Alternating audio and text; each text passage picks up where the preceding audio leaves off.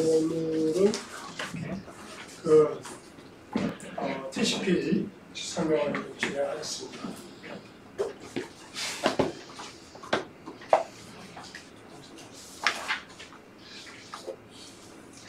참 학기말고사는 학기말고사 범위 전주에 좀 보려고 해요. 학기말고사는. 그래서 12월 10일 또는 12일 날 보려고 했는데 제가 오늘은 안 물어보고 날짜를 아마 기말고사 날짜를 아직 안 나왔을 테니까 보고 제가 다음 시간에 날짜를 정하자고 말씀드렸습니다. 그래서 12월 10일 화요일 경우 12월 14일 목요일 둘 중에 4로 시험을 듣고 자, 그래서 TCP는 뭐 여러분 뭐 잘 아는 내용일 수도 있고 여기서 뭐 데이터 통신이나 그 다음에 무슨 컴퓨터 네트워크나 그런 과목을 네트워크 과목을 하나도 안 들은 학생 뭐 손 들어보세요. 하나도 안 들었다. 뭐 네트워크 N자도 안 한다. 오케이, 알겠습니다. 다른 학생들은 그렇고 그래서 이 부분은 좀 우리가 이제 과목을 주목하게 할 필요는 없으니까 제가 같은 내용을 설명하지 않을 거고요. 대신에 전혀 모르는 학생들도 좀 조금 있고 그다음에 또 기억이 좀 아래까지 할 테니까 간단히만 설명하고 진행하고 그다음에 수업을 안 들어온 학생들은 전혀 이해가 안 되는 게 있으면 질문하세요. 그 부분은 좀 이렇게 좀 설명을 하면 진행할 테니까. 오케이? 그래서 보면 이거 뭐 TCP는 사실은 뭐 더 프로토콜이고 우리가 쓰고 있는 뭐 HTTP, 뭐 웹 서비스 뭐 전부 다 사실 근간이 되고 있어요. 심지어는 비디오 스트리밍에서도 TCP 씁니다. 전에 UDP를 썼었는데 이제는 비디오 스트리밍도 TCP를 사용합니다. 네, 그만큼 굉장히 많은 정말 vast majority of traffic interest 한 80% 이상이다. 이렇게 봐도 될 것 같아요. 물론 이제 UDP를 써보려는 노력도 이쪽에 있습니다만 TCP는 원체 뭐 도미넌트하죠. 트래픽 전체적으로. 그다음 특성을 본다면 이거는 뭐 첫 번째 특성은 이제 그 reliability고요. 그죠? reliability를 달성하는 방법은 뭐예요? 에크를 버리는 방법이에요. 그러니까 TCP 자체가 가정하는 건 뭐냐면 underlying 네트워크는 reliable하지 않다. 그러면 reliable하지 않는 네트워크에서 reliable한 프로퍼티를 제공하는 방법은 뭐 복잡하지 않습니다. 못 받으면 못 받았다고 말을 하는 거예요. 받으면 받았다고 말을 하는 거예요. 그렇게 해서 못 받은 게 있다면 다시 보내줍니다. 아주 단순한 그 미케니즘을 동작을 합니다. 그리고 다행히도 이런 에크를 보내는 것이 생각보다 잘 동작합니다. 또 뭐예요? 생각보다 네트워크에서 패키지 로스가 별로 없어요. 제일 패키지 로스가 많이 일어나는 지역은 그 중앙에 있는 코어 스위치인데 그런 것들에서 만약 패키지 들어가게 안 된다면 사실은 뭐 전송의 됨에 있어서의 로스는 뭐 정말 자주 발생하지 않습니다. 그래서 그런 이제 릴레이블한 게 있고요. 두 번째는 뭐냐면 굉장히 협력적입니다. 그래서 이 슬라이딩 윈도우라는 포인트를 해서 이 자기가 보내는 속도하고 받는 사람의 속도를 맞춰서 보내요. 맞춰서. 즉 슬라이딩 윈도우 하는 건 뭐냐면 에크가 오는 속도를 보고서 내가 보내는 속도를 컨트롤하는 거야. 막 보내는 것이 아니고 내가 좀 이렇게 빨리 보낼 수 있을지 이렇게 말해줄 수 있지. 그래서 아마 다른 수업 시간에 통해서 아마 슬라이딩 윈도우를 다 배웠을 거라고 생각을 하고요. 기본적인 아이디어는 서버와 속도를 맞춰서 보낸다. 받는 쪽, 처리하는 쪽. 내가 아무리 패킷을 보내도 받는 쪽에 처리를 못하면 다 로스잖아요. 그렇게 하는 그 다음에 이제 또 중요한 게 뭐냐면 컨제션 컨트롤이에요. 컨제션 컨트롤은 뭐냐면 이건 이제 여러 사용자들이 동시에 쓰기 때문에 발생하는 문제예요. 슬라이딩 윈도우는 나와 나의 서버, 나의 피어, 내가 데이터를 주고받는 피어와의 속도 조절을 하는 거라면 컨제션 컨트롤은 그게 아니고 여러 사람이 쓰기 때문에 내가 쓰는 대역이 너무 차가 꽉 막히듯이 꽉 막혀버릴 수 있어요. 그렇기 때문에 이 컨제션 컨트롤이라는 이름으로 해서 보행을 웨이트 스로틀링을 합니다. 이게 제어를 합니다. 빨리 보내기도 쉽게.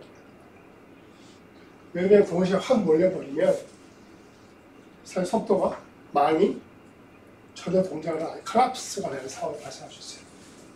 그리고 그 컨제션 컨트롤 처음 논문을 보면 실제로 과거에 망이 컬랩스 된 일이 생깁니다. 트래픽은 막 들어오는데 전달은 안 돼요. 이런 일이 발생했기 때문에 컨제션 컨트롤을 하고 있습니다. 이 역시 다른 수업에서 잘 설명을 됐을 거라고 생각을 하고요. 잘 모르는 학생들은 좀 찾아봐 보기를 권하고, 왜냐면 이것이 이제 우리 수업에서는 핵심적인 내용이 아니에요. 핵심적인 내용이 아니고 우리 수업에서는 아마 에크 정도를 여러분이 좀 이해를 하면 될 것 같아요.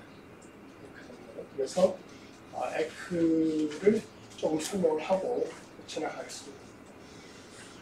아까 얘기했다시피 이 릴라이블한 커뮤니케이션은 방법으로서 에크를 쓰는데, 에크는 또 뭐를 또 전제로 하냐면 인오더 딜리버리를 전제로 합니다. 순서대로 보낸 순서대로 받는다. 이게 굉장히 중요한 프로퍼티입니다. 굉장히 중요해요.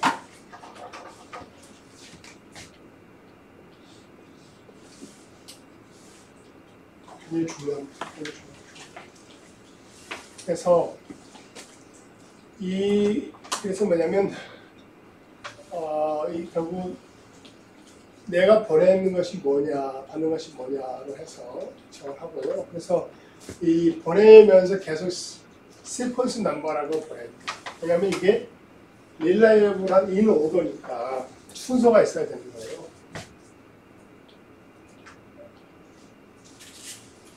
순서가 있어요. 그래야 이게 인 오더인지를 알죠. UDP는 상대적으로 보낸 순서하고 받는 순서가 아무 관련이 없어요. 그냥 도착하는 대로 와우팅이 되는 대로 그냥 막 올라갑니다. 근데 TCP는 이를테면 이게 파란색이 이제 도착한 거고 하얀색이 이제 이제 안 도착하는 거예요. 여기서 보내면 이제 미스가 됩니다. 2번이 러스트가 됐어요. 3번, 4번, 5번 도착을 했어요. 미스가. 그러면 이 3, 4, 5는 도착을 했음에도 불구하고 사용자한테 그 리드를 요청한 프로세서한테 리턴하지 않습니다. 왜 리턴을 안 하냐면 바로 인오더 딜리버리라는 프로퍼티를 지키기 위해서 리턴하지 않아요. 그렇죠? 그리고 만약에 에크가 안 들어오면 어떻게 되느냐?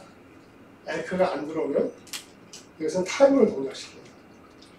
예를 들어서 이 패킷을 보내잖아요.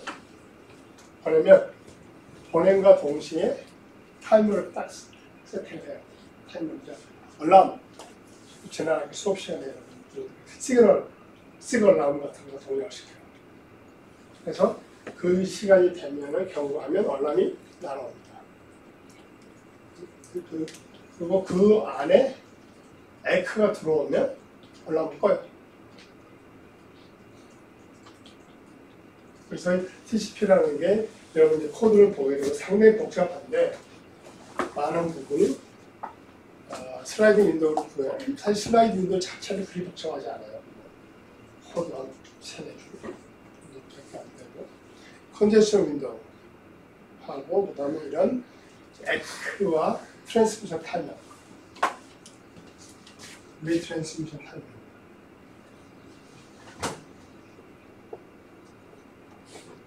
이거를 계속 동작시킵니다. 패킷마다. 그래서 에크가 들어오면 또 에크가 들어오고 이런 식으로 동작을 하게 되고요. 아까 말한 것처럼 시퀀스 넘버를 사용해서 에크를 보낼 때도 어떤 패킷에 몇 번 패킷에 대한 에크인지를 보냅니다. 그래서 이제 여기 이제 소위 말하는 셀렉티브 액이라는 걸 좀 설명을 하고 있는데요. 이 셀렉티브 액은 뭐냐면 이 리시버가 패킷을 받을 때 그 1번에 대한 패킷이 들어왔으면 1번에 대한 패킷을 에크를 보내는데 그 다음엔 2번이 안 들어오잖아요. 근데 3번에 대한 에크를 보내면 샌더가 어떻게 가정을 해버릴 수 있냐면 2번까지 도착을 했다라고 가정을 해볼 수가 있어요. 근데 또 만약 에크를 안 보내잖아요. 에크를 안 보내면 샌더도 어떻게 가정을 하고 있냐면 2번부터 다 못 받았구나 라고 생각할 수 있어요. 패킷이 안 들어오니까. 그렇기 때문에 그런 거를 없애주기 위해서 이렇게 그 에크를 보낼 때 3, 4, 5를 받았다. 이거는 에크워, 이게 1번 패킷, 세그먼트라 표현합니다. 세그먼트에 대한 에크지만은 다른 것들 같이 말을 해줘서 표시를 해줘서 그래서 2번만 리트랜스미션을 하게 해주는 그러한 기능이 되겠습니다. 자, 그래서 이제 TCP에 대한 큰 틀에서의 동작은 이렇게 된다고 보고요. 우리는 지금 타이머를 세팅하는 것도 우리가 할 거 아니고요. 컨디션 컨트롤 슬라이딩 윈도우 저희가 할 거 아닙니다.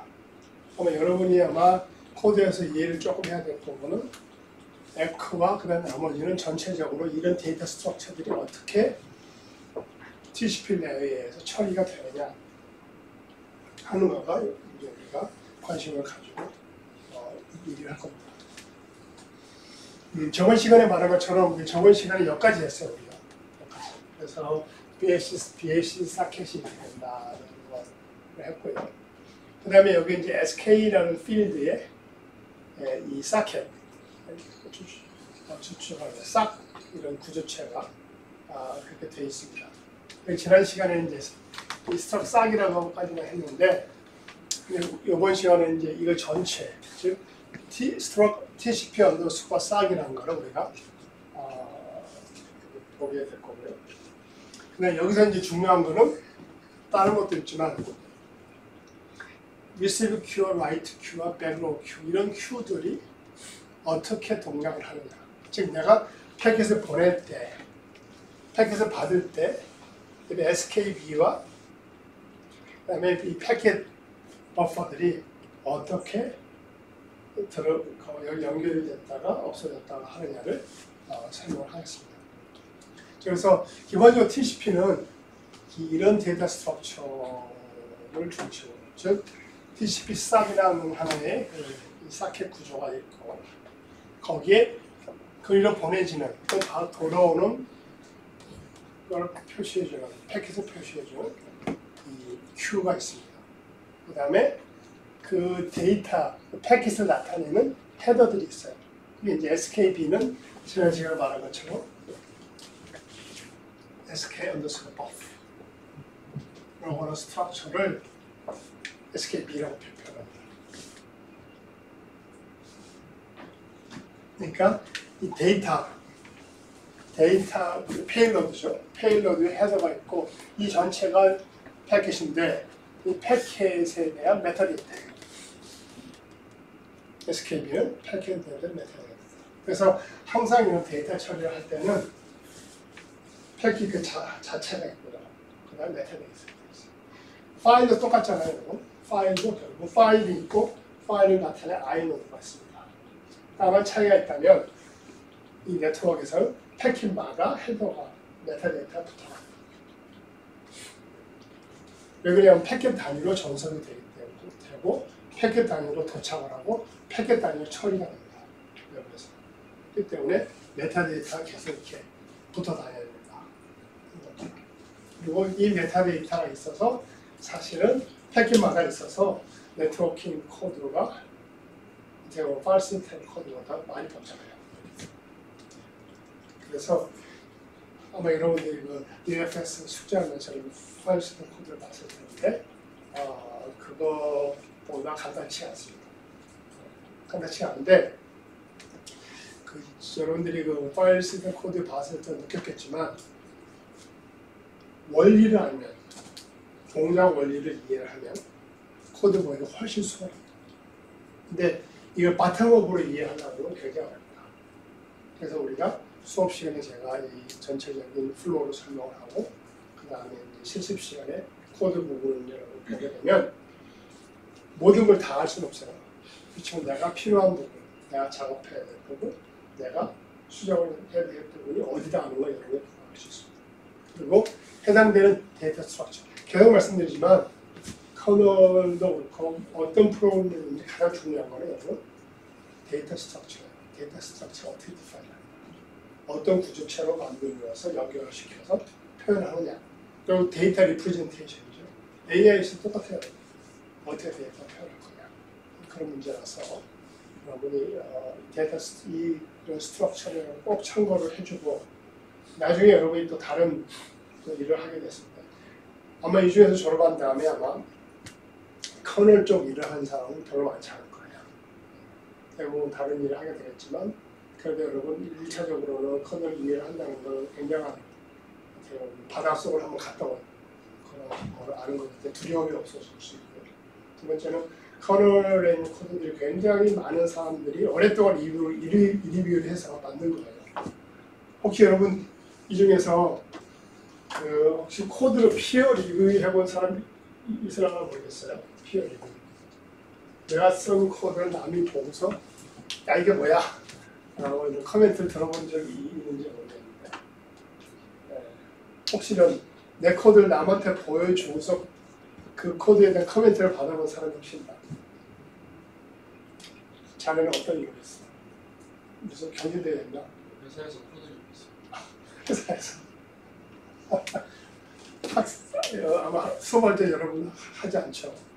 근데 코드 리뷰할 때 좀 기분이 어때요? 기분이 좋아요? 아니면 자존심 팍 상해요? 네? 무섭고 들으면 좋지 않죠. 네. 저도 코드 리뷰를 많이 하기도 하고 받아봤는데 일단 자존심 되게 상해요. 네. 여러분 100% 장담할 수 있어요. 전부 다 막 자존심 확 상해요. 그리고 심지어 끝나고 싸우는 사람도 있어요. 싸우는 게 정말 싸웠죠. 기분 나쁘다가 아니고 막 우십불거려서. 왜냐면 내가 쓴 코드를 다른 사람이 챌린지를 하는 거예요. 베리어블을 왜 이렇게 했느냐, 왜 이런 스트럭처를 잡았냐, 왜 이거를 포인터를 안 쓰고 오래 썼냐. 지금 여러분 내 마음이잖아요. 내 마음이야. 돌아가면 되지. 근데 이제 여러분이 이제 졸업을 하고 여러분이 코딩을 하는 소프트웨어 엔지니어를 여러분이 하게 된다면 피할 수 없는 팩트가 이제 남이 여러분 코드를 보고 그걸 커멘트하기 시작합니다. 그래서 여러분이 사실은 이렇게 커널 코드를 보면서 여러분이 좀 이런 수업 시간에 좀 여러분이 배웠으면 하는 그런 바람이 있다면 커널 코드를 잘 보고 그대로 흉내를 내는 거예요. 코딩하는 방식을, 커멘트를 어떻게 하고, 포인터를 어떻게 쓰고, 베리어블 부분을 어떻게 적고 할 수 있다면 데이터 스트럭처 왜 이렇게 잡았을까? 라는 걸 여러분 볼 수 있게 그런 식으로 흉내를 자꾸 내는 거예요. 여러분 코드가 굉장히 수준이 올라갑니다. 지금 리눅스 커널 같은 경우는 수천 명의 사람들이 거의 매일 붙어서 막 작업하고 고치고 막 서로 리뷰하고 그래서 만들어졌거든요.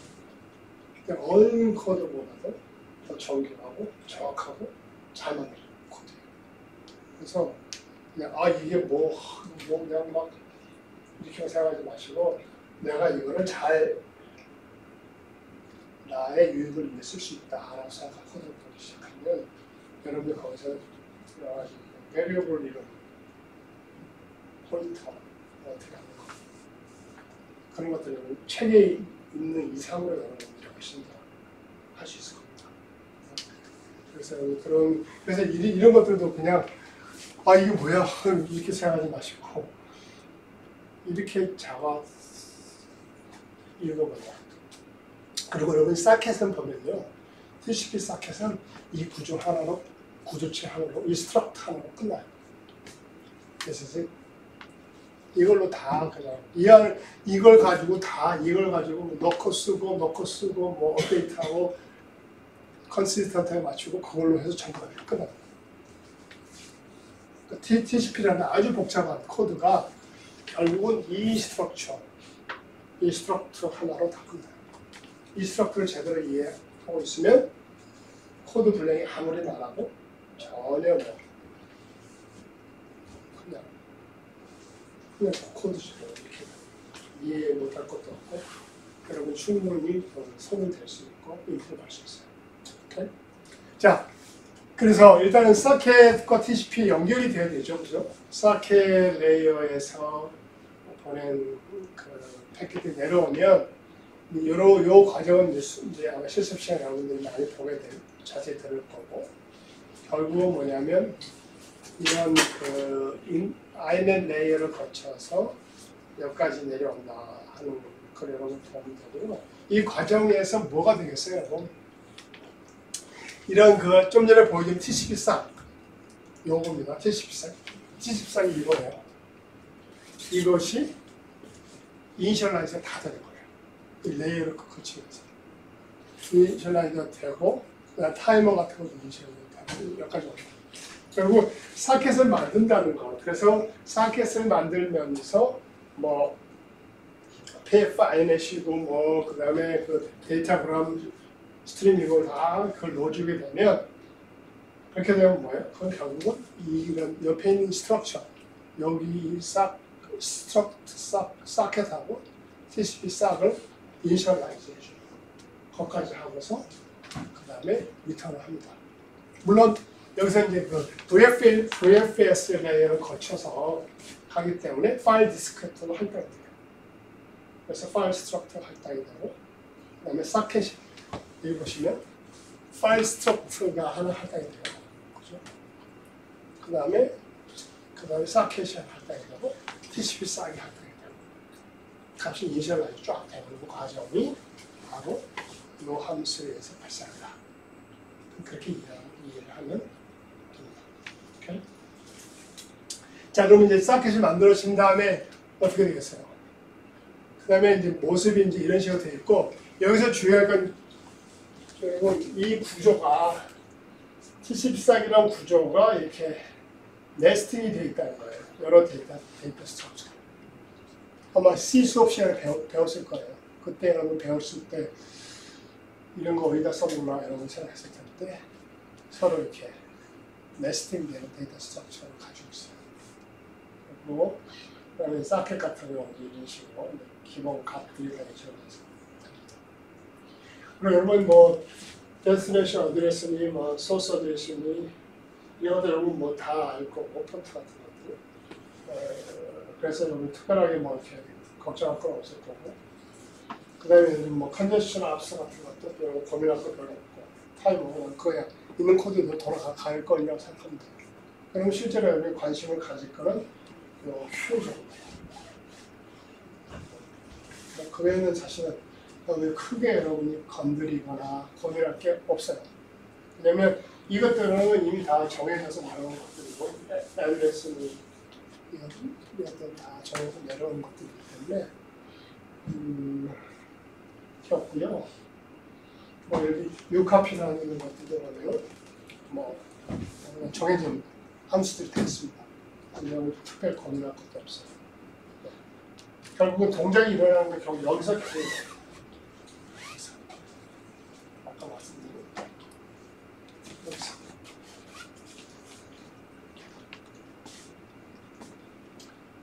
그래서 이걸 좀 더 본다면 그래서 정리하면 TCP-SAC이라는 건 뭐예요? TCP의 코어 스트럭처다 하는 거고 그 다음에 커넥션 그러니까 TCP 커넥션 있잖아요. 커넥션에 대한 저 모든 정보를 가지고 있어요. 패킷도 everything이죠. 그 다음에 이거는 이 안에 네스티드 스트럭처도 있고 타입캐스팅이 되어 있어요. 여러분 C 수업 시간에 타입캐스팅 배웠죠? 타입캐스팅을 스트럭 커먼을 하면 여기서 여기까지만 잡혀요.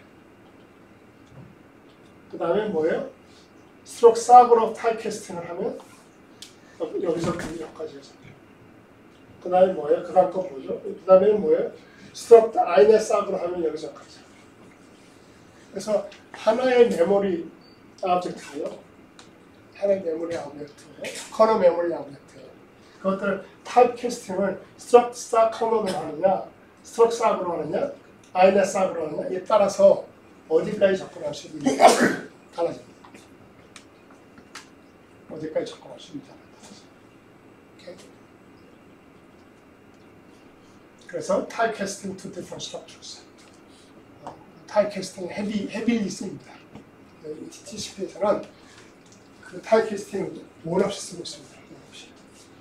모든 구조를, 모든 스트럭처를 따로 만들지 않고 하나로 쫙 만들어 놓고 타입캐스팅했습니다. 하는 것도 굉장히 중요하게 사용을 해줘야 될 그런 부분입니다. 그 다음에 이제 뭐 여기 나오는 이제 아이넷 커넥터라든지 아이넷 싹이라든지 스트럭 싹이라든지 그래서 이런 것들은 이제 기본적으로 뭡니까? 이런 컨트롤 프로토 컨디션 스테이트를 나타내는 거. 그게 이제 여기까지 준비해요. 그 다음에 이제 아이넷 싹은 이제 포트와 지금 정보를 가지고 있고 스트럭 싹은 스트럭 싹까지 여기 Q에 대한 정보를 가지고 있는 그렇게 해서 각각을 나눠서 접근을 하는데 실제로 하나의 오브젝트입니다. 그렇게 여러분 이해를 하면 되겠습니다. 그 다음에 이게 이제 우리가 알고 있는 TCP 헤더 우리가 알고 있는 TCP 헤더를 한번 이제 이 패킷 각각 필드별로 다 이렇게 찾아 이렇게 정의가 되어 있습니다. 그래서 우리가 말하는 TCP 헤더가 이런 모양으로 되어 있다. 하는 거를 참고하면 됩니다. 오케이. 자, 그래서 지금까지 이제 TCP의 큰 틀 그리고 거기서 핵심은 뭐라고? TCP 언더스코어 싹이라는 것이 그런 커널 오브젝트가 핵심적입니다. 그것들은 뭐예요? 필요에 따라서 타입캐스팅을 쓴다. 까지 여러분 이해를 하면 되겠습니다. 혹시 질문 있습니다. 질문 있습니다. 오케이. 자, 그러면 지금부터 뭘 볼 거냐면 자, 그러면 TCP에서 그런 패킷을 세그먼트라는 말하고 패킷이라는 말은 여러분 동의어입니다. 그러니까 사용자들이 얘기할 일반적으로 얘기할 때 세그먼트가 되고요. 죄송합니다. 패킷이 되고요. 그 TCP 따로 내려오면 세그먼트는 표현을 써요. 링크 레이어로 가면 또 프레임이라는 표현을 씁니다. 프레임. 패킷 그다음에 세그먼트 그다음에 프레임. 이게 뭐 조금씩 엄밀하게 보자면 뉘앙스는 다른데 이거는 일반적인 세그먼트는 좀 TCP에서 이런 표현을 쓰고 프레임이라는 L2 레이어에서 있습니다. 그래서 좀 각각 그냥 이건 약간의 어떻게 보면 트래디션이야. TCP를 얘기할 때는 세그먼트라는 표현이 그냥 입에 이거 있고 그 다음에 L2를 얘기할 때는 다 또 그것이 갑자기 프레임으로 바뀌어요. 그렇기 때문에 그런 말이 나오면 여러분 좀 당황하지 말고 아 이게 비슷한 얘기다 라고 여러분 이해를 하면 됩니다. 오케이? 자, 그 다음에 이제 아웃고잉을 시킬 데이터를 보낼 때는 샌드를 할 때는 다행히도 큐가 하나밖에 없어요. 뭐 싱크로너스하게 보내든 그러니까 블락킹을 보내든 난 블락킹을 보내든 간에 큐는 샌드할 때 큐는 하나입니다.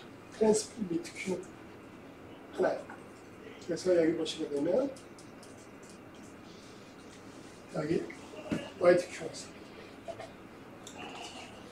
여기에다가 이제 보내면은 내가 보낸다는 그 그 사용자가요 보낸다는 거는 어디까지 있냐면 여기에다가 Q에다가 인큐 할 때까지가 %. 그러니까 내가 보낸다는 오퍼레이션과 내가 샌드랑 시스템 콜이랑 라이트랑 시스템 리턴을 하잖아요. 그러면 그 리턴한 시점하고 패킷이 나가는 시점하고는 각자 싱크로너스를 할지 어디까지 하냐면 여기까지 Q에 넣는 것까지. 네?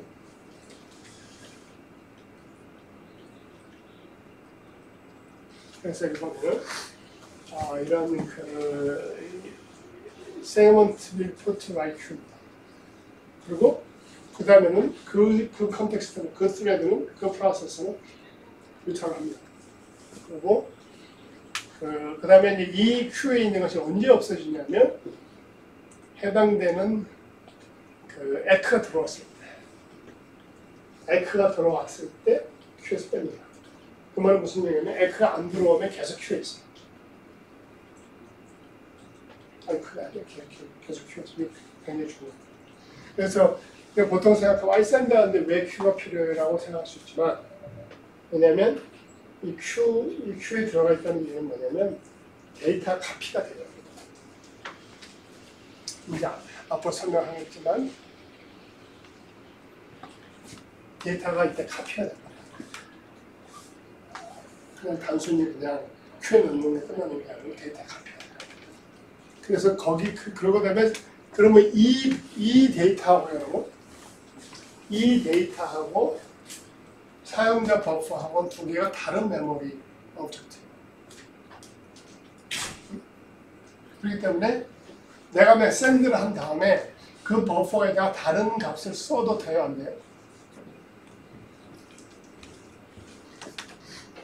자, 그래서 이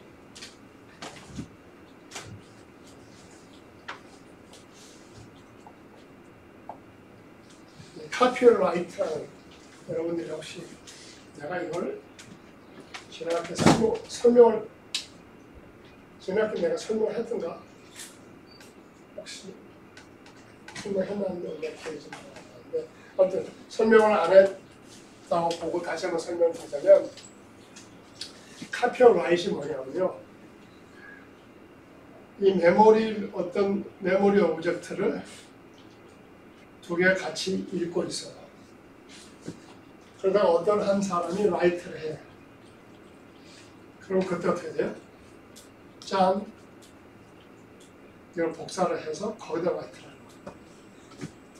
그게 카피라이트. 그 카피라이트를 왜 쓰느냐 하면 그럼 보세요. 여기 있는 이 버퍼는 사용자가 보내는 여러분 라이트 시스템 콜을 여러분 기억해 보면 라이트 FD와 버프와 사이즈입니다. 이 버퍼는 뭐예요? 유저 버퍼입니다.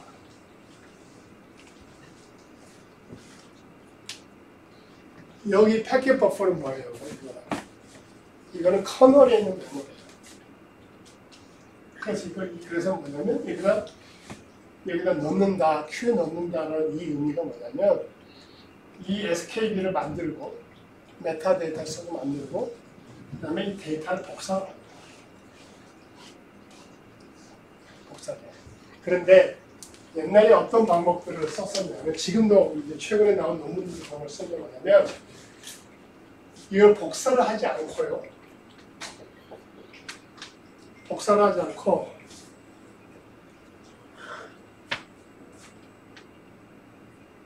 페이지 테이블을 써서 여러분 페이지 테이블 잘 하잖아요. 그죠? 뭐냐면 이거를 유저 영역에 있는 메모리가 있고 이 커널에 있는 메모리가 있는데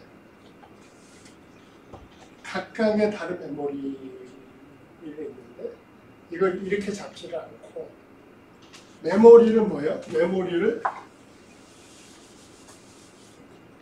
하나만 잡아. 그리고 이걸 커널에서 커널의 버추얼 애드레스가 얘를 가르쳐 버려요. 이러면 물리 메모리는 이렇게 되면 유저의 한 덩어리 있고 커널의 한 덩어리 있어서 복사를 해요. 근데 이게 이제 제로 카피라고 하는 건데 유저 영역을 복사를 하지 않고 커널 버추얼 애드레스가 얘를 가르치다 보니까 그러면 페이지 테이블 다 다르니까 그게 가능하겠죠. 근데 문제가 언제 생기냐면 이거를 사용자가 또 쓸 수가 있어요. 왜? 사용자는 이제 블락킹 I/O, 싱크로너스 I/O를 하기 때문에 내가 라이트를 했어요. 리턴을 하잖아요.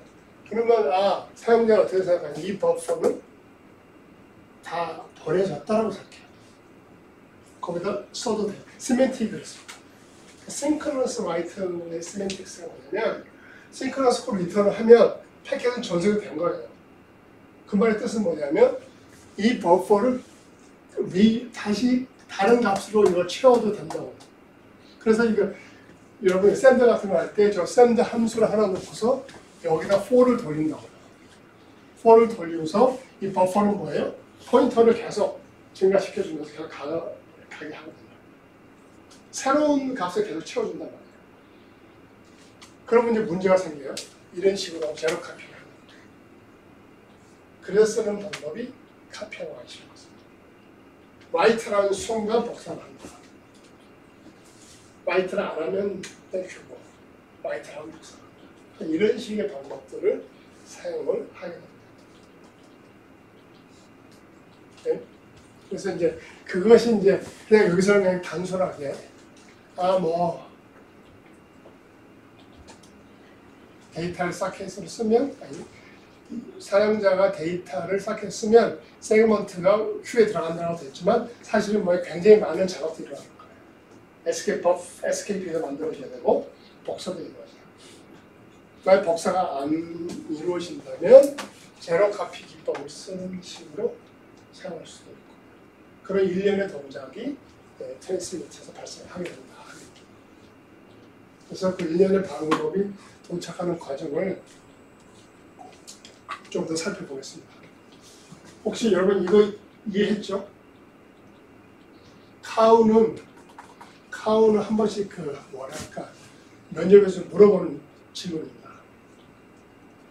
카우 같은 거 물어보면 여러 가지 어떤 걸 알 수 있는지 사람들이 금방 알 수 있고 이걸 알려면 버추얼 메모리도 알아야 되고 커널에서 유저 스페이스 복사하는 것도 좀 알아야 되고 하는 그런 것들이 알아야 되기 때문에 자리 하나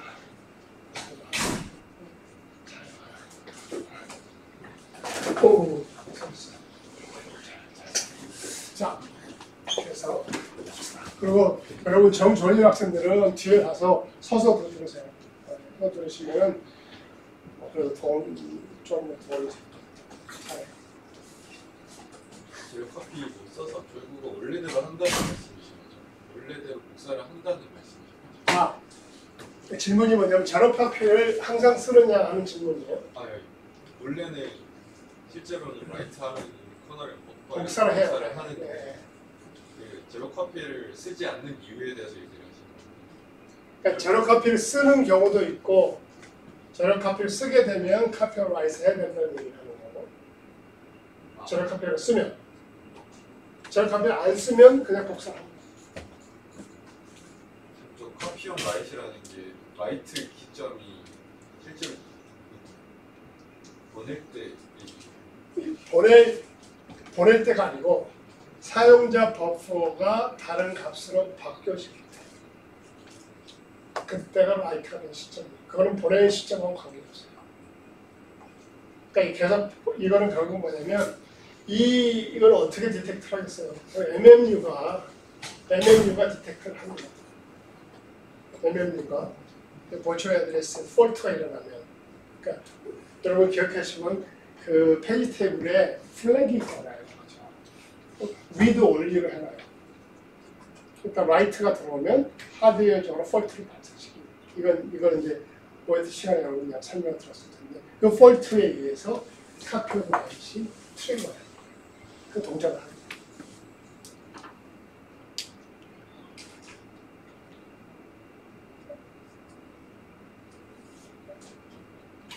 질문, 잘해 질문, 잘해.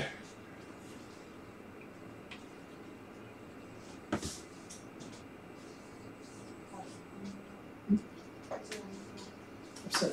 그러니까 결국은 TCP 샌드가 결국은 뭐냐면은 이렇게 만들어진 데이터 스트럭처 안에서 패킷을 보내는 거다. 그리고 보낸다는 것은 복사와 관련된 동작이 있는 거다는 거고요. 그래서 여기 본다면 이제 패스가 이렇게 쭉 이어집니다. 아마 여러분들이 이제 목요일에 코드를 보게 될 텐데 보면은 뭐 이렇게 뭐 여러 가지의 뭐 함수 막 빌릴 텐데 여러분 아까도 얘기했지만 전혀 위축될 필요 없다 하는 거예요. 여러분이 여기 레이어 여러분 볼 필요 전혀 없어. 사켓 레이어 볼 필요 전혀 없어. 전혀 잘 되고 있구나. 좀 봐야 좀 관심을 가져야 될 거는 이제 이 부분이죠. TCP underscore send. 여기도 함수들이 많아요. 함수 많은데 TCP send 메시지와 TCP write와 transmit. 여러분 이런 걸 여러분이 좀 보면은 되겠고요. 그 다음에 이제 IP 레이어 이제 다음 시간에 할 거니까 이제 이 부분을 우리가 좀 생각해 봅시다. 어떻게 되는 건지. 그래서 TCP에서의 첫 번째 함수는 여기다. 여기를 이해를 하면 되겠고요. 그 다음에 그래서 이거 보면 아까도 얘기했지만 메타데이터를 먼저 만들어요. 그죠? SQL 버프고요. 그 다음에 아까 얘기한 좀 전에 설명한 것처럼 뭐예요? 데이터를 복사를 합니다. 그러고 나서 그 다음에 write q 넣습니다. 이건 여러분 굉장히 뭐 데이터 스트럭처 수업 시간에도 다 할 수 있는 그런 겁니다. 자료 구조를 만들고 그거를 이니셜라이저를 값을 채운 다음에 q 넣습니다. 그렇습니다. 그럼 이제 그 과정을 보여주는 겁니다. 이게 이제 이걸 서킷 버프 1번 만들고 복사를 해서 제로 카피는 이제 뭐예요? 카피 대신에 뭐라고? 카피 대신에 페이지 테이블 오퍼레이션 그런 것들이 나오고 3번은 그 다음에 라이트게 넣습니다. 싹 TCP 싹이나 스트럭처에 연결됩니다. 까지. 그 다음에 이제 뭘 체크를 하냐면 write transmit에서는 뭘 체크하냐면 내가 보내도 되나를 체크합니다. 일단 복사가 됐어요. 그 다음에 이제는 얘가 뭐에 보내줘야 되잖아요. 보내주려면 뭐예요? 컨덴서 컨트롤, 뭐 슬라이딩 윈도우나 아니면 컨덴서 컨트롤이란 뭐 네일스 알고리즘 같은 게 오케이가 돼야 돼요. 지금 내가 보낼 수 있는 룸이 있다. 보내도 되겠다는 게 오케이가 돼야 됩니다. 그러면은 이 함수가 풀립니다. 그러면서 이제 트랜스미션 타이머를 세팅을 해준다. 그렇죠? 그 다음에 이제 데이터 이 함수가 풀린 다음에 뭐예요? 컨덴션 윈도우를 계속 업데이트를 합니다. 그러니까 여러분 컨덴션 윈도우 여러분 보면 계속 값을 업데이트를 해야 돼요. 윈도우 값을. 그러고 나면 어떻게 되느냐? 그 다음에 이제 여러 가지 이제 실제로 이제 보낼 수 있으니까 뭘 해요, 여러분? 보낼 수 있으니까 이제 SKB를 만듭니다. 그래서 특별히 뭐예요?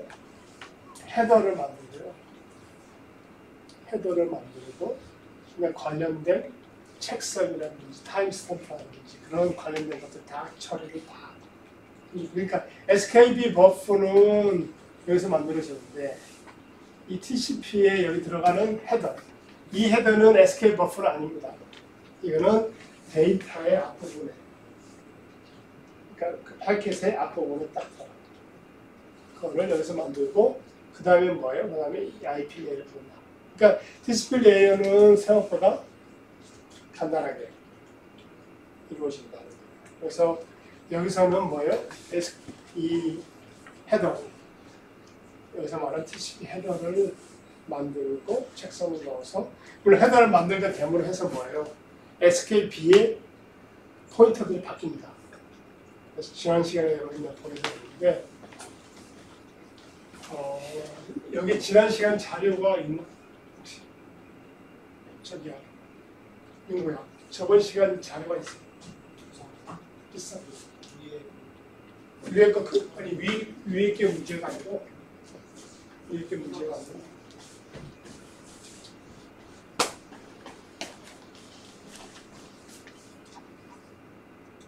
아, 오케이.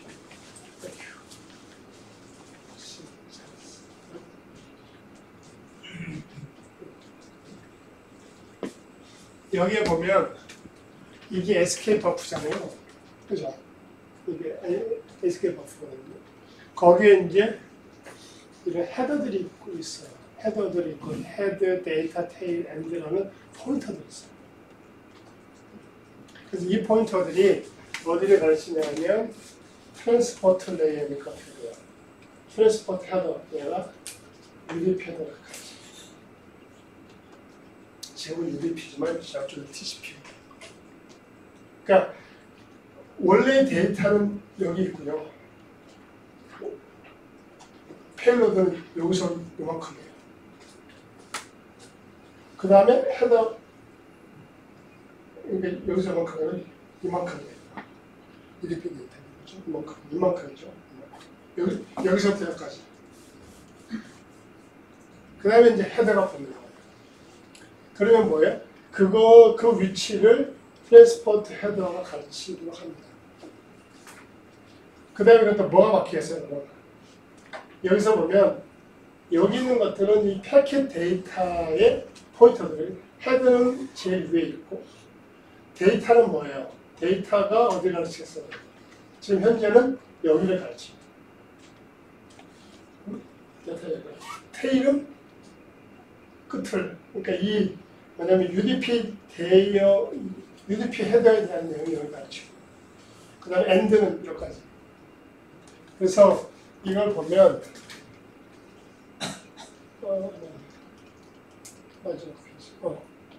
이걸 봐보시면요. 이거는 지금 뭐냐면 이 패킷 데이터에 대한 헤드와 데이터와 테일과 엔드 포인터들의 위치 변화를 나타내는 거예요. 그래서 보게 되면 UDP만 들어가 있으면 어떻게 돼요? 헤드는 여기에 가르치고 있고 데이터는 여기, 테일은 여기 끝부분, 그 다음에 엔드는 진짜 끝. 그 다음에 여기서 헤더가 들어오면 어떻게 되는 거예요? 그럼 다 똑같고 뭐만 바뀌어? 데이터하고 위치는 바뀌어. 데이터겠죠. 그죠? 데이터. 그 다음에 이제 만약 IP가 들어오면 어떻게 돼요? 그럼 데이터 위치가 IP가 바뀌어.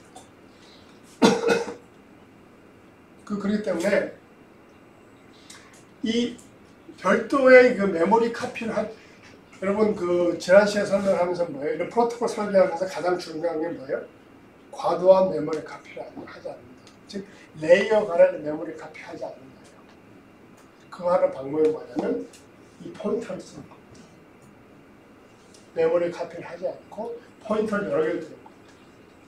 그래서 그 위치를 계속 트레이스를 해가는 그런 식의 동작을 하는 겁니다. 이게 이제 헤더를 보여주는 거고, 그 다음에 이제 아까 그리면서 보여준 거 뭐냐면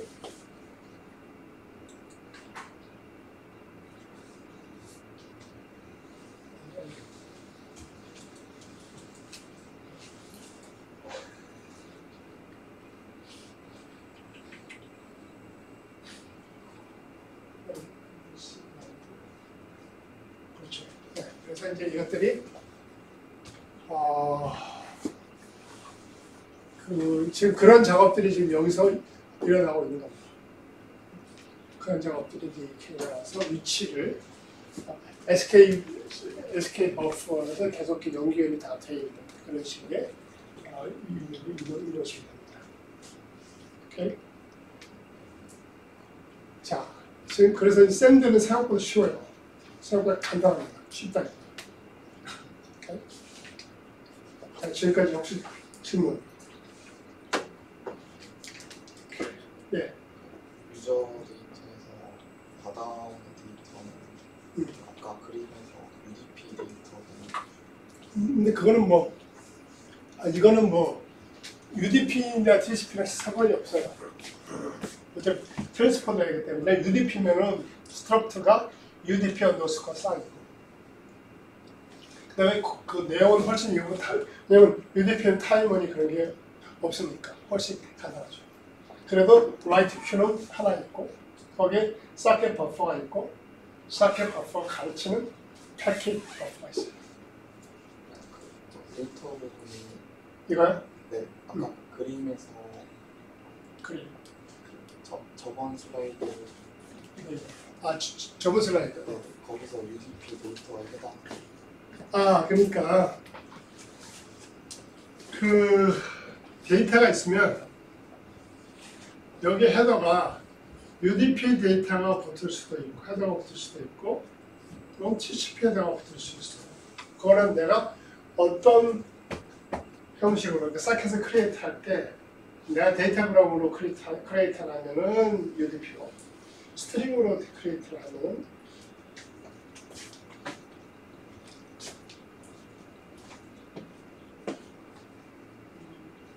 저번 시간에 좀 봅시다.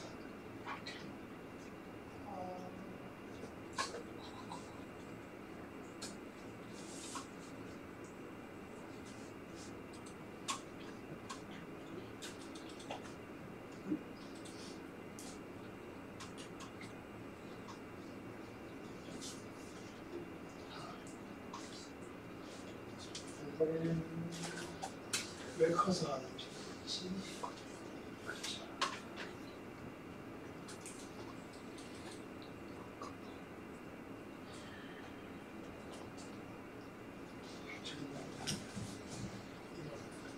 커서가 넘치는데 그렇지?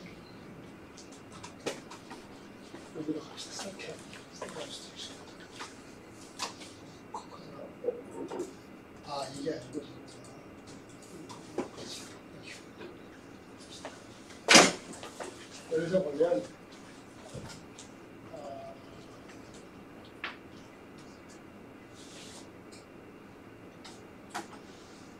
여기서 보면 보세요. 우리가 그 패킷을 사켓에서 만들 때 이렇게 만들 수 있어요. 패킷을 만들 때 우리가 옵션의 타입에다가 싹 스트림을 넣으면 TCP가 되고 그 다음에 싹 데이터그램을 만들면 UDP가 돼요. 그렇기 때문에 이거는 이제 사용자가 처음에 사켓을 만들면서 정해주는 거예요. 그래서 이런 데이터가 있으면 헤더가 UDP 헤더가 붙느냐 아니면 TCP 헤더가 붙느냐는 사실은 같은 의미예요. 트랜스포터 레이에 헤더가 붙는다는 뜻입니다. 그러니까 무슨 말이냐면 UDP 헤더만 붙어야 되는 게 아니고 그거는 뭐 TCP 헤더, UDP 헤더 자리 대신에 TCP 헤더 붙어도 상관이 없어요. 그래서 그거는 큰 이슈가 아니에요. 큰 이슈. 내가 질문 답변을 제대로 했는지 모르겠다. 그래. 오케이. 또 다른 질문 있어요? 여러분들이 그 코드를 보려면 특히 이제 뭐 실습을 시간에 하고 하려면 이 전체적인 조망을 여러분이 하고 있으면 코드 보는 게 훨씬 간편하고 쉽습니다. 그게 아니고 그냥 막 바텀업으로 보기 시작하면 주어진 시간에 이해할 수 있는 게 굉장히 작아요. 그래서 이거 설명을 하는 거니까 여러분들이 그거를 좀 활용을 하는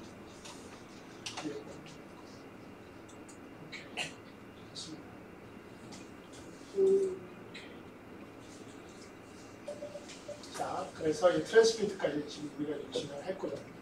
오케이? 그리고 리시브는 조금 복잡합니다. 복잡하다고 해도 여러분 복잡도어는 여러분 다른 데 있는 게 아니고요. 자, 여러분 한번 생각해 보세요. 패킷이 들어왔어요. 이게 들어왔는데 패킷을 읽을 리시버가 리드를 호출했을 수도 있고 호출하지 않았을 수도 있겠죠. 괜찮아요? 괜찮아요. 샌드는 그냥 샌드 콜을 하면 라이트 콜을 하면 동요입니다. 샌드를 한다거나 라이트 콜을 하면 일단 트랜스미션이 들어가요. 그 다음에 때가 되면 우리 전송이 됩니다. 근데 리시브는 그게 아니고 누가 읽어줘야 되잖아요. 당연한 얘기인데. 괜찮아요? 그렇기 때문에 이게 들어왔을 때, 팩이 들어왔을 때 리시브가 기다리고 있느냐 아니냐에 따라서 나눠서 저장을 해줍니다. 큐를 나눠서 해줘야 돼요. 왜 그렇게 나눴냐? 효율. 그렇죠. 왜냐면 기다리고 있다는 얘기는 그 패킷이 들어왔다가 그 기다리고 있는 깨워줘야 되는 게 있구나. 만약 리시버가 들어오기 전에 리시버가 리드를 하기 전에 들어온 패킷은 리시브를 하면 그때 바로 그냥 나갈 수 있어. 마치 싱크러스 콜처럼. 그 때문에 그 처리하는 것들을 나눠놓으면 훨씬 효율적으로 할 수 있어요. 그래서 리시브를 패스를 나눠놓고 패스를 나눈다는 게 결국 뭐냐면 큐가 달라져요. 그 파트만 리시브에서 조금 복잡합니다. 자, 그거 더 봅시다. 자, 그래서 기본적인 거는 뭐냐면 큐가 4개가 있어요. 4개가 있는데 아웃 오브 오더 큐는 뭐냐면 여러분 우리 TCP 패킷 같은 거 보낼 때 아웃 오브 오더라고 해서 굉장히 긴급한 내가 컨트롤 C를 눌렀어. 그럼 트랜스미션이나 아무튼 리시브를 멈춰야 돼. 그렇게 할 때 어떤 특정한 액션을 빨리 하기 위해서 하는 거고요. 그렇기 때문에 우리 이거 관심 있는 건 아니에요. 우리 이 3개에 대해서 리시브 큐, 프리 큐, 백로그 큐 3가지에 대해 설명드리겠습니다. 그다음에 이제 표현을 중요한 게 뭐냐면 사켓은 어떤 데이터를 읽고 있을 때 사켓은 being used, in use라고 표시를 해줍니다. marked 표시를 해줍니다. 근데 만약 그 사켓이 in use로 할지라도 incoming 세그먼트들은 큐에다가 일단 넣어줘야 돼요. 왜냐면 이게 지금 사용자가 읽고 있더라도 읽어야 될 순서가 있기 때문에 이거를 읽는 오퍼레이션과 큐에 들어가는 오퍼레이션 분리해서 일어나게 되는 것이 바로 이 부분 설명입니다. 오케이? 자, 그래서 보면 리시브 큐하고 프리 큐하고 백로그 큐 여기까지 한번 우리가 한번 설명을 한번 해봅시다. 리시브 큐는요.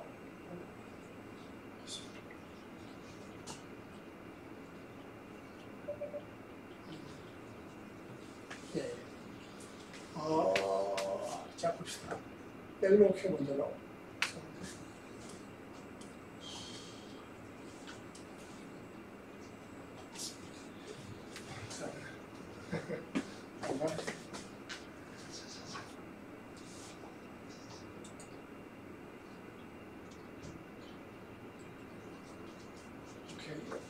이게 먼저 나와야 돼요. 그렇죠? 그래서 TCP에 대한 그런 이게 전반적으로 나와 있고요.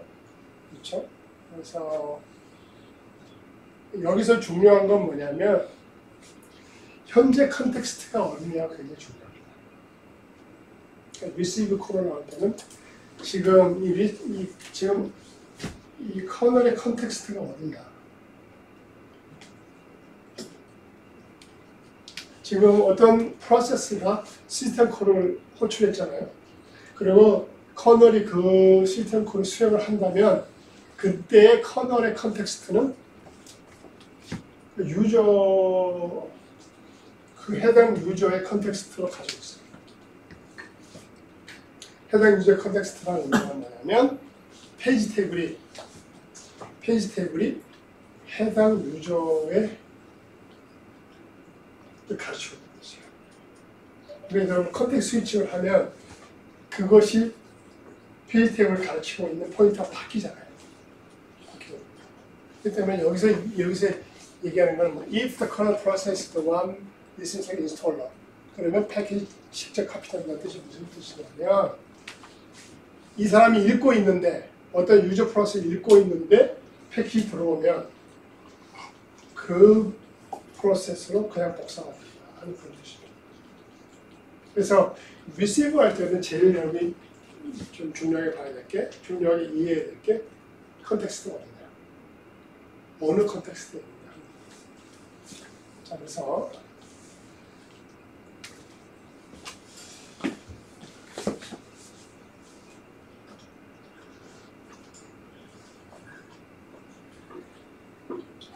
그래서 아까 얘기한 것처럼 이제 Q를 가지고 있다고 얘기했고요. 그래서 receive Q를 봅시다.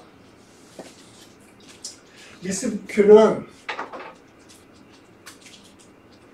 패키지 도착했어요. 사용자가 안 기다리고 있어.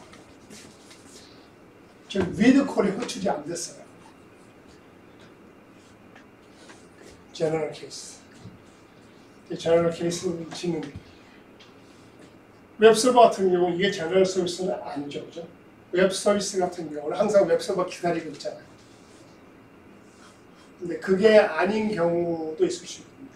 패킷은 도착했는데 누가 읽을지 몰라. 그럼 어떻게 돼요? 그러면 receive queu에 들어갑니다. 그 receive queu라는 건 아까 말한 그 SKB의 receive queu야. 그거 기다리고 있다가 사용자가 콜을 하면 read 데이터를 하면 유저 우프로 카피가 돼요. 근데 프리큐라는 건 뭐냐면 사용자가 기다리고 있어요. 기다리고 있어요. 즉 유저가 read 콜을 했어요. 했는데 데이터가 안 들어왔어요. 또는 충분한 데이터가 들어오지 않았어요. The receive queue does not have as many bytes as request. 그럼 시작해서 어떻게 돼요? wait for 데이터가 바뀌고요. 그 다음에 뭡니까? 새로운 패킷이 들어오면 이 패킷을 어디로 넣어주냐? 프리큐로 넣어줘요. 그 다음에 프로세스가 슬립에서 끼어납니다. 그리고 뭐예요? 이 프로세스는 뭐예요? 어디로 가냐면 프리큐로 가서 읽을 거예요. 네. 그러니까 이게 두 개 아까 얘기한 것처럼 나뉘어서 저장이 되고 있고 이유는 뭐냐면 프리큐 같은 거는 기다리고 있는 프로세스를 웨이크업 시켜줘요. 근데 리시브 큐는 그럴 필요가 없어요. 그냥 큐 기다리고 있다가 사용자가 들어와서 리시브를 하면 그냥 오케이, here it is. 그냥 주게 돼. 오케이? 그 다음에 백로그 큐라는 게 있어요. 이 백로그 큐가 이게 조금 저거 이해가 좀 아리까리한데 사용자가 세그먼트를 읽고 있어요. 근데 그때 패킷이 들어왔어요. 그러면 이것은 프리큐나 리시브 큐하고 다른 상황이에요. 그렇기 때문에 이거는 백로그 큐에 넣었습니다. 그 다음에 어떻게 돼요, 여러분? 여기서 유저 컨텍스트라는 건 여기서 유저하고 같은 얘기예요. 내가 될 컨텍스트입니다. 이것은 뭐예요? 지금 현재 그 리시브 큐 같은 거 다 읽고 난 다음에 그 다음에 백로그 큐를 가서 읽어요. 그래서 큐를 별도로 듭니다. 참고로 여러분이 검색을 해보면 TCP에서 listen queu에 listen accept queue 백로그라는 것도 나와 있는데 개념은 비슷한데 의미는 많이 다릅니다. 여기서 말하는 백로그 큐라고 하는 것은 커널의 TCP 레이어 안에서 동작하는 큐고요. 지금 여러분이 검색을 해보고 볼 수 있는 그 백로그 큐 같은 것들은 accept 시스템 콜이나 listen 같은 데서 보면 그것들은 이제 얼만큼 기다릴 수 있느냐, 몇 개나 대기할 수 있느냐 하는 그런 뜻이에요. 그거하고 여기서 말하는 백로그 큐하고 틀립니다. 여기서의 백로그 큐는 TCP가 그 사용자가 리드를 하고 있을 때 그때 들어온 패킷들을 임시로 저장해 놓는 그런 거가 됩니다. 그래서 의미가 조금 달라요. 혹시 여러분들 검색을 해보면 이거 어떻게 다르지 않은 생각 같은데 그 백로그 큐의 의미가 사용되는 그런 부분이 다른 거예요. 그다음 아웃 오브 큐는 아까 말씀드린 대로 뭔가 현재 스트림과는 다른 인오드와는 다른 처리를 할 때 사실 이게 제일 먼저 처리가 되죠.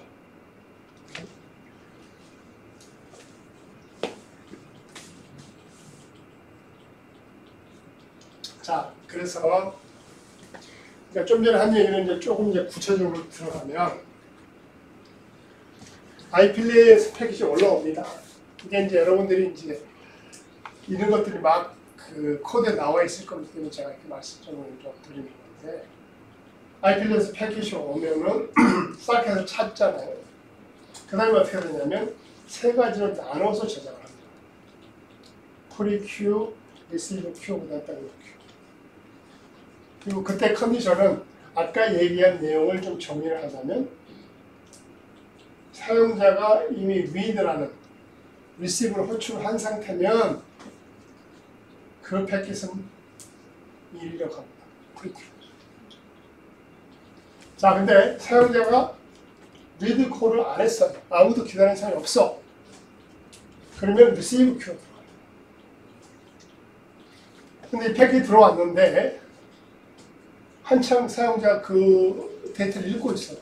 그럼 백로그 큐로 들어가요. 그래서 이 동작이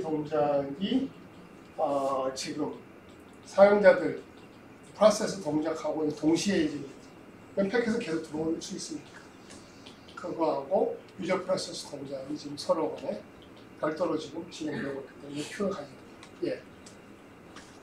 프리큐랑 백로그랑 사실 차이를 잘 모르겠는데 차이를 둘 다 리시브하고 있는 도중에 쌓이는 것인 것 같은데 맞아요. 어떤 차이? 이거는 뭐냐면 이거는 컨텍스트 스위칭을 해줘야 돼요. 프리큐는 해당 프로세스를 깨워줘야 돼요. 백로그 큐는 프로세스를 깨우지 않아요. 그냥 리시브 하고 있으면 이 프로세스가 깨어 있는 깨어 있으니까 깨울 필요가 없죠. 큐를 보고서 어느 큐의 패키지인지 보고서 사실은 TCP가 생각해보세요. 내가 리드를 했는데 패키지 안 들어왔어요. 그럼 뭐라 슬립한다고 그렇게 배웠잖아요. 운영실에서. 그럼 중요한 건 이거예요. 슬립하고 있는지 어떻게 알아?